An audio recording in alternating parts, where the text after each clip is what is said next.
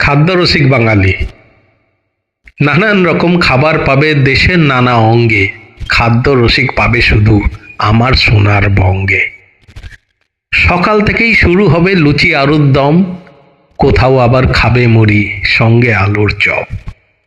মালাই toast আর half boil ডিম, সাথে coffee কালো, একটা কিছু মিষ্টি হলেই দিন শুরু হয় ভালো।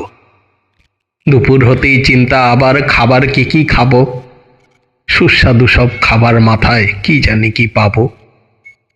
সবার আগে গরম ভাতে একটু ঘিয়ের ফোঁটা, দেখছি আবার মুগের ডাল সাথে বেগুন ভাজা, আলু পোস্ত ডালনা ধোকার, ঘন্ট চিংড়ি মোচার, কোনটা আগে খাবো যে তাই ঠিক নাই আর মাথার।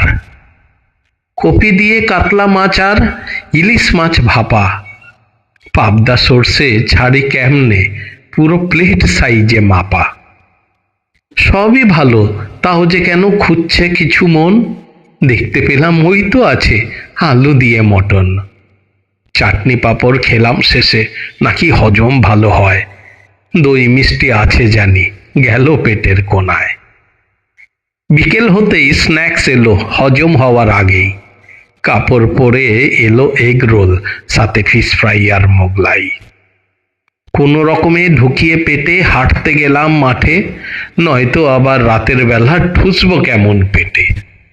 চিকেন চাপ আর বিরিয়ানির গন্ধ চারিদিকে, চিলি চিকেন আর চাউমিনটাও ডাকছে বারে বারে। রুটির সাথে খাসা লাগবে মুরগির পাতলা ঝোল, চুলোয় যাক ব্লাড সুগার আর যত কোলেস্ট্রল। ব্যঞ্জনেতে নাই তুলনা, পদের বাহার এতই, মা ঠাকুমার রাজ্য এটা, খাবার তুলনা নাই।